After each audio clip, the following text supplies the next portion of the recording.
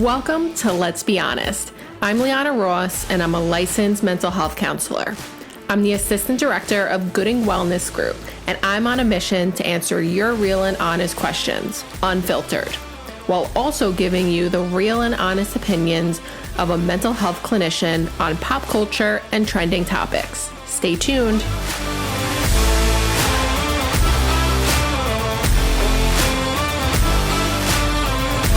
Welcome back to another episode of Let's Be Honest podcast. I'm Liana, and I'm a licensed mental health counselor. And for today's episode, I've gotten so many write-ins about this topic, which is comparing ourselves to other people, which I think everyone does, or else we probably wouldn't even be talking about it. And, we compare ourselves when it comes to relationships, school, jobs, personal growth, whatever it might be. So today I have on Emily Dolan, and she's a licensed social worker. Welcome, Emily. Hi, I'm so happy to be here. Yes, I'm so happy to have you on. Would you be able to tell our listeners a little bit about you and your practice, who you specialize in seeing? Yeah, definitely. So I am a licensed social worker. I work for Gooding Wellness and Long Island Teletherapy, and I work primarily with children, young adults, adolescents, and I also work as a high school social worker. Nice. Was high school social worker something that you always wanted to get into? Yeah, I think I was always super interested in the field of social work, and I kind of didn't know exactly what I wanted to do with it. And then I was fortunate enough to have an internship as a school social worker, and I really fell in love with it. It's a really unique experience to work with the kids every day, and the families. So yeah, I love it. Awesome. And you and I both work with a lot of young adults and adolescents, and this is something that we both see around like our clients comparing themselves to other people. And I know I see it just in my friends or even myself. I mean, I know I compare myself at times. Yeah. So let's get into this. Why do you think that we tend to compare ourselves to other people? I think it's really interesting. I like what you said. I think I do the same exact thing. And especially, working with young adults, it's super prevalent right now. And I think it has a lot to do with social media, the accessibility in seeing like what other people are doing and maybe, what life stages they're at. We have it all at the tip of our fingers. And I think it's really easy to see what other people are doing and feel like, oh my God, I'm not at that point. Or, oh my God, like I have never done something like that. I'm behind. I think that's a big thing that I see in my practice and also like in my own personal life of feeling like I'm behind. I need to be doing something else. Yes, I completely agree. And I think a lot of it comes with insecurities. Like if I already have an insecurity that maybe I'm not in the job that I really want to be in, and then I see someone else that is in a job they want to be in, well, of course it's going to knock at my insecurity. And so of course I'm going to compare myself to that person in that way. So I feel like a lot of it also comes from like if we have something that we're insecure about or maybe we're not feeling so great about, like we're very vulnerable about it. Yeah, I would definitely agree. And I feel like nowadays, vulnerability is even more uncomfortable than it's ever been. Just I think because of, the accessibility to it's almost like everyone else's lives. Yes. And it's funny when we see people, I'm sure you've had this moment when you see people on social media and on the surface it looks like everything's great, but maybe on like on the inside it may not be that's great. And like they always say, social media is the highlight reel. Mhm. And it's hard to keep that in mind when we're so kind of like in the thick of it and comparing ourselves to other people and we get into a rabbit hole. Mhm. How do you think, I guess, like what have you seen from like people comparing themselves? How do you feel like it impacts our mental health on a deeper level? Yeah. I think that's a really good question. I feel like it elicits this anxiety in people that it's almost as if I'm not at a certain level in my life, if I'm not at a certain life stage by a certain age, that's a really big one that I see. Something bad's going to happen, or I'm going to get left behind, or, and then just like you said, it's that insecurity that it elicits in people, that their confidence decreases, self-esteem. And it's just this almost like this cycle of anxiety about really nothing having to do with that person. It's all about what's swirling around them. Yes. Yeah. And what I think about is like depression and shame, because it's like, well, if I didn't meet that timeline, because we all know that timeline, Yep. if I don't meet that, then it's like, well, what's wrong with me? Or why didn't I do that? And we just feel this immense amount of shame, depression, anxiety, like you said. Um, what do you think that people can do about it? Like the ones that are comparing themselves to other people? Like, I guess my one thought is when they're already kind of doing it, maybe they're in this Yeah. spiral, but also to prevent it. Yeah. So, I truly believe the cliche of, comparison is the thief of joy. I think a big one that I have even expressed to clients that I work with is taking social media breaks. There's a lot of really fun stuff that goes along with social media, and you like to stay up to date with people, but sometimes it's not great for our mental health, and it really makes us, like you said, depression sets in, anxiety sets in, and we don't even notice it. We're just subconsciously taking in all of this, stimuli that's making us not feel good about ourselves. So I think a big one is, those social media breaks. And also when you're able to recognize for yourself that, you're comparing yourself to your friends, your colleagues, your family. If you're able to recognize that, or you're actively in therapy, and maybe your therapist kind of brings that to your attention, thinking about your own goals, like refocusing on yourself and thinking about, well, what do I want to accomplish? Look at how far I've come to reach that Mhm. goal. Why does my life look different? And a lot of reasons I think are really good ones when you're able to reframe it. I agree. And it's like comparing, if I'm at a level 5, but I'm comparing myself to someone else's level 8, well, like Mhm. that's not fair. And it Yeah. kind of brings me back to, if let's say I choose to focus on my career rather than focus on meeting someone, and now I'm killing the game in my career, but now I'm feeling bad that I haven't met someone. Well, like my timeline looked different. Like I also feel like having compassion for ourselves for Yeah. our journey. Yeah. Yeah. And taking that time to be proud of yourself. I think, there's something to be proud of at every single step. And I don't believe that, we give ourselves the time to feel that pride. Yeah, I totally agree. I don't think we give ourselves enough grace. We're usually a lot nicer to other people than we are ourselves. Oh yeah. Yeah. I got so, like I said, I got so many write-ins about all, like I asked people on Instagram, tell me the times that you usually compare yourself to other people, or why do you do it? And I kind of want to go through some of these and see what you think, and maybe what would you say to these people? Yeah. The first one is feeling like others are further along in life. What comes to mind for me is like me and you are younger clinicians, right? Like, so I'm curious for you first, like, have you ever compared yourself to someone else maybe further along in the field? Oh yeah, 100%. I think that's why this is like such a good thing to talk about, because we all do this.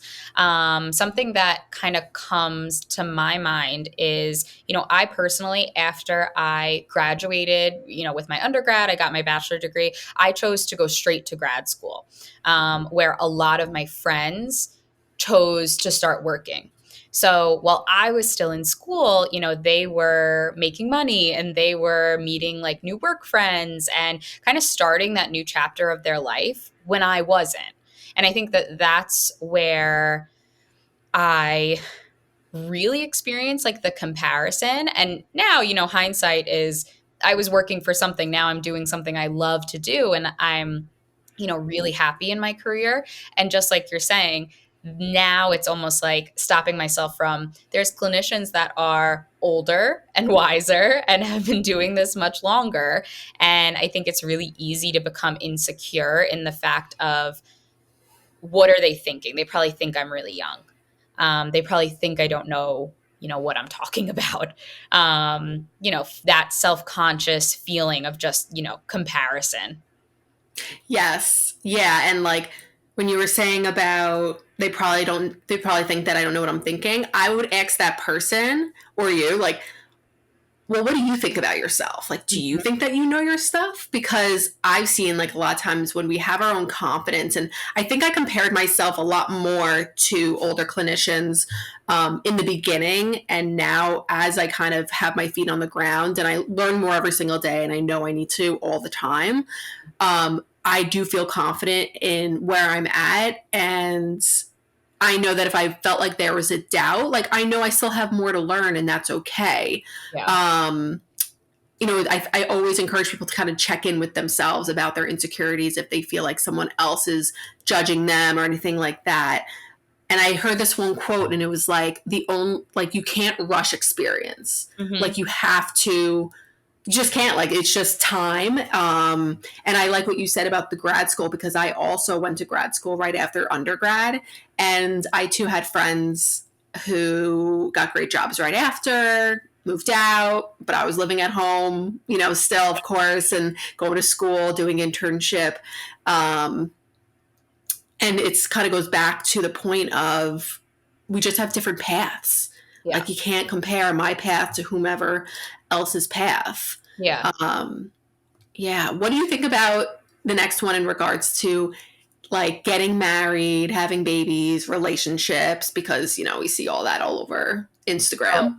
yeah. I think that's a tough one. I think that, it goes right back to the social media, and I see it every day. People, my age, people I graduated high school with or college with, and they're getting engaged, or like you said, they're having a baby, or, I'm getting wedding invitations in the mail. And I think it's so easy to feel like if I don't have those things, then my experience is not valid.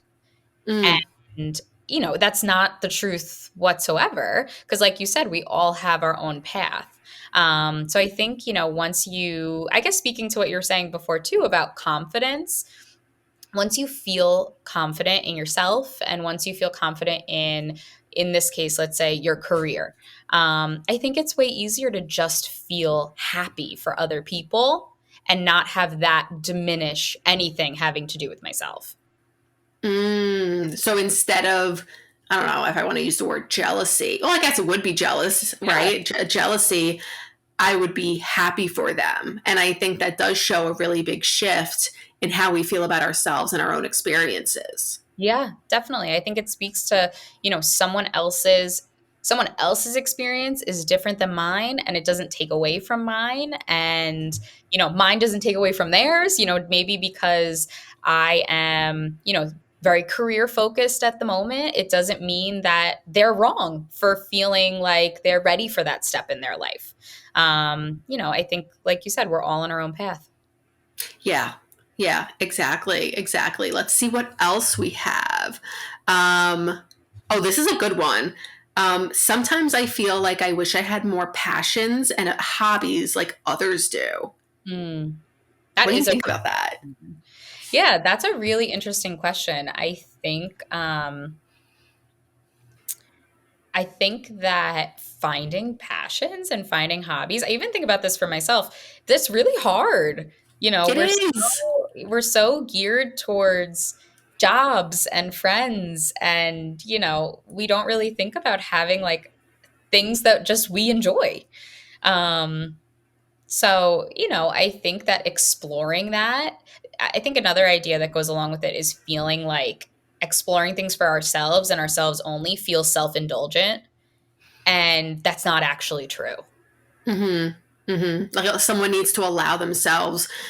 Well, first, I guess I would encourage the person to identify what narrative they have attached to, let me just do this activity for fun.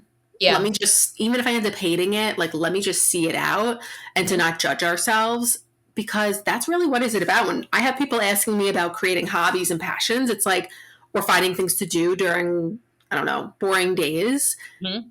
We're literally just going to have to try things out. Yeah. And we'll learn if we like it or we don't. Yeah, I'm, I can even compare it to how I deal with some of my students who don't want to be involved in anything, want to go home right after school. But then they're upset that they don't have, a peer group that are interested in something they are, or, something to do after school. And what do? We always push them. Just try it.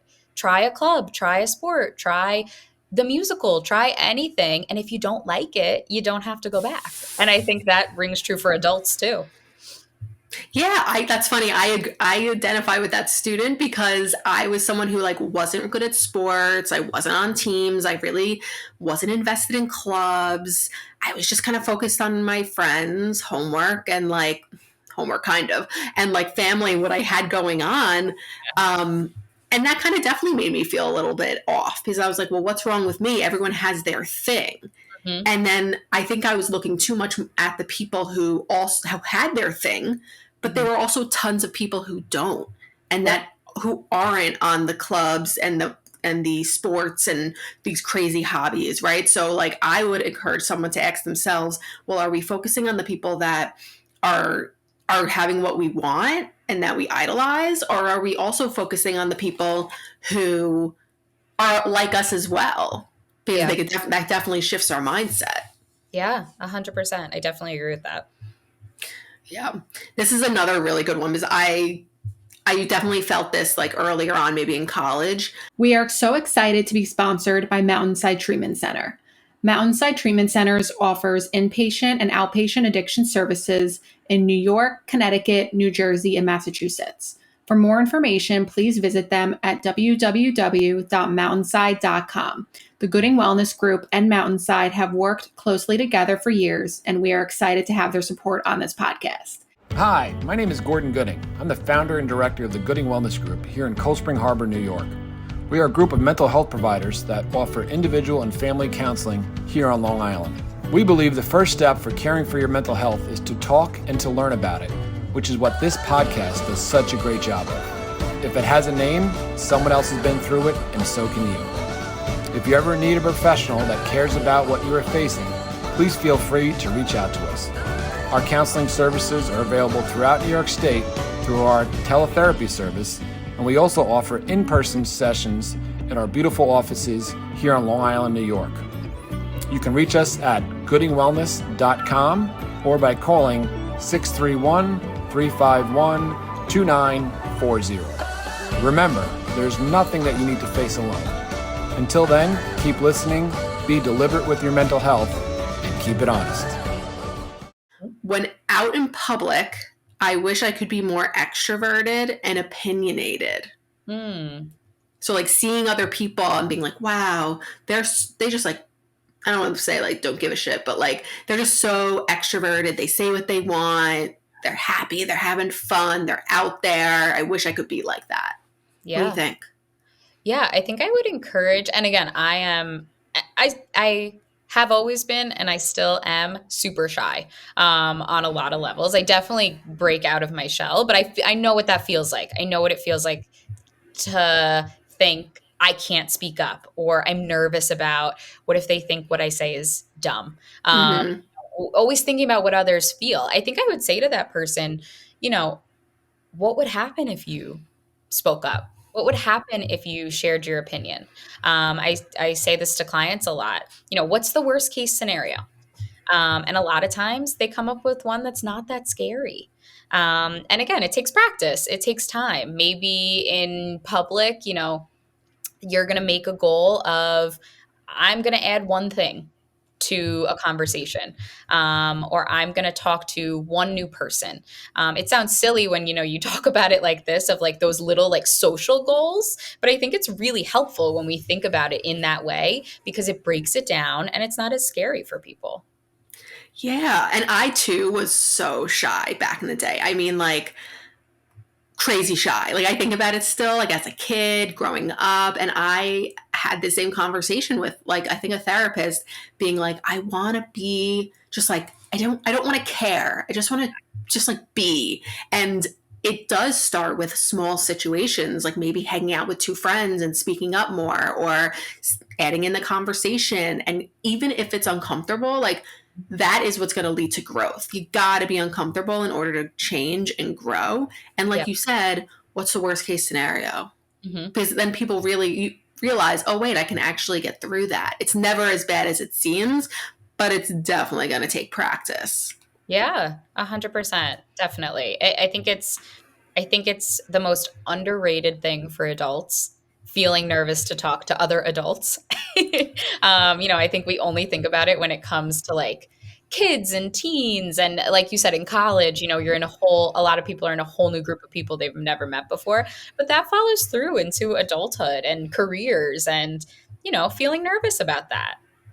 Yeah, it goes into like making friends as an adult. Like I talk to a lot of my clients who are in college or even started college, and it's like, what do I do? I've never had to do this before. And it really forces you to flex that muscle and like test yourself in that way. So yeah, the practicing for sure. The last one I want to get to, which I think is unique too, is this person compares themselves to past versions of themselves. Things Mm, I wish I still did slash had, even though it's a new season of life. So it sounds like accepting it's a new season of life, but mhm. like comparing ourselves to maybe who I was in the past in certain ways. What do you think? I think I'd ask that person why.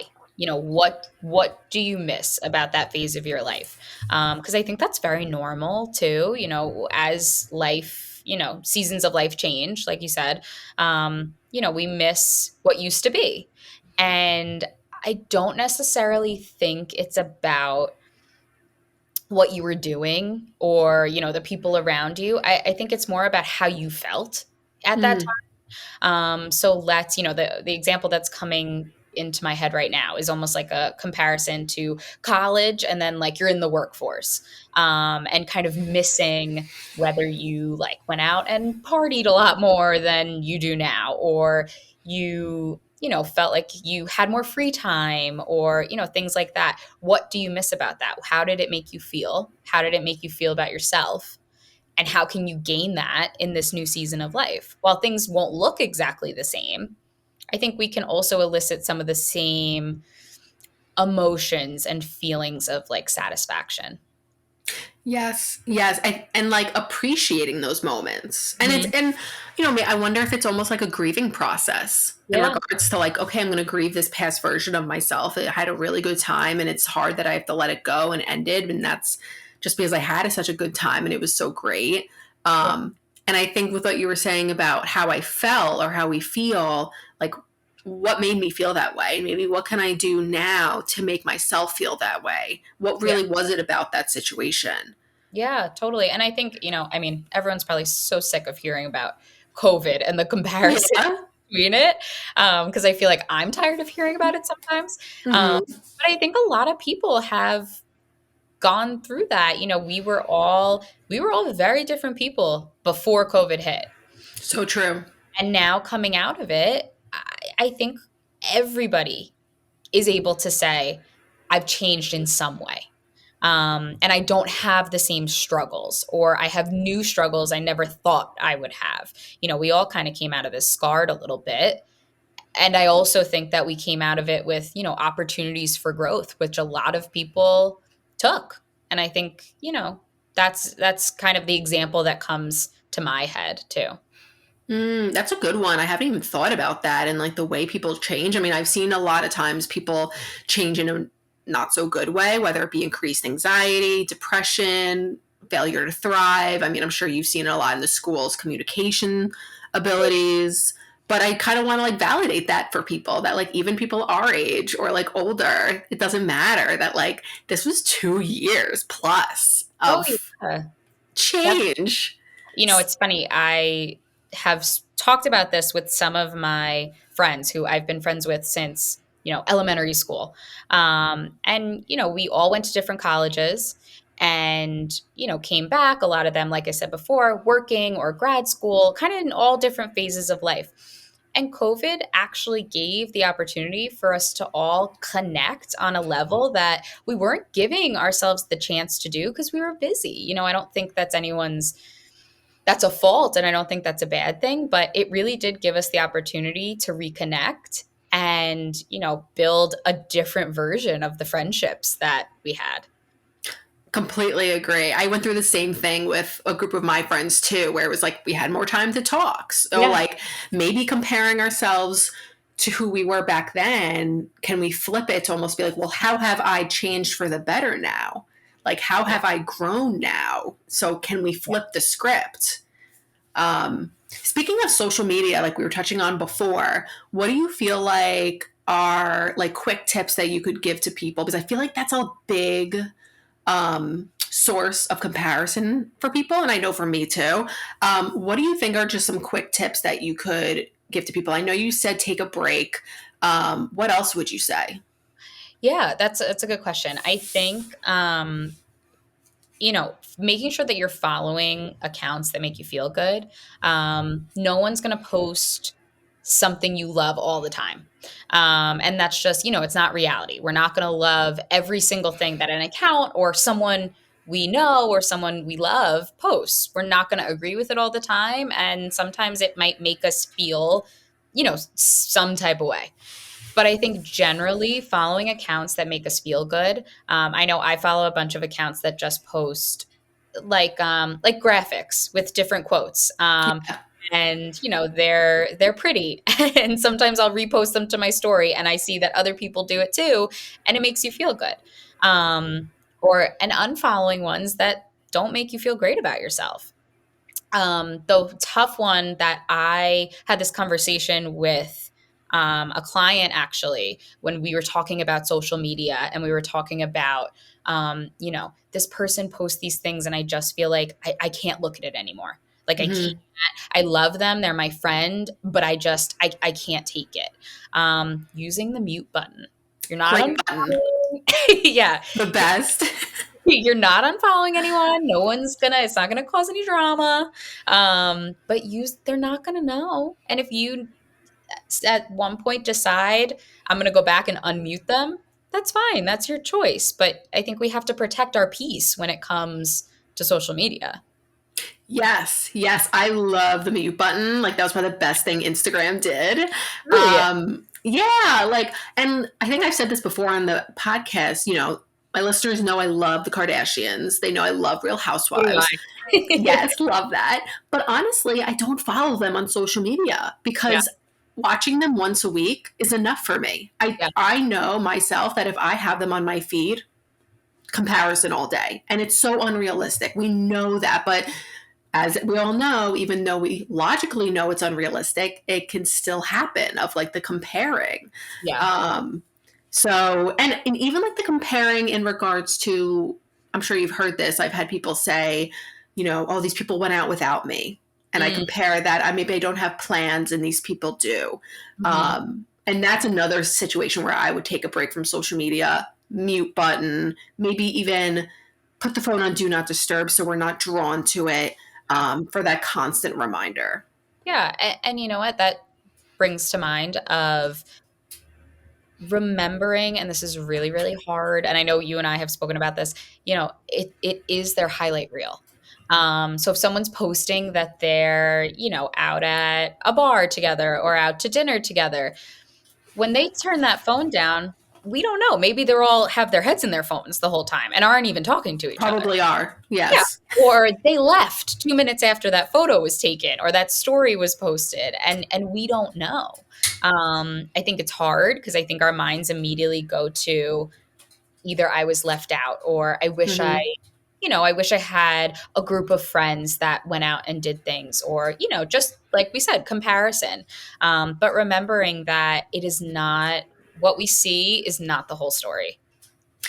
Perfectly said. Perfectly said. We see those people in the bar that are taking photos and then we see them turn back, they put their phone down and they're miserable. And it's like, that's what is happening behind the scenes. So like, keep that in your mind. Oh yeah, definitely. Yeah. Thank you so much, Emily, for coming on and talking about this. I mean, I can relate so much, and I think a lot of people will be able to also. Can you share with our listeners a little bit about where they can find you if they want to work with you? Yeah, of course. So you can find me on the Long Island Teletherapy page on Instagram or their website. I'm also on Psychology Today. If you wanted to, I have a profile up there. If you wanted to read a little bit more about, what I specialize in and who, I tend to work with. Yeah. Awesome. Thank you. And for you guys, if you're interested in beginning therapy and you want to check out Emily, she said longislandteletherapy.com. Head to goodingwellness.com if you're interested in looking at any of our wonderful clinicians. And remember to follow me at Liana Ross LMHC. And I'll see you next time.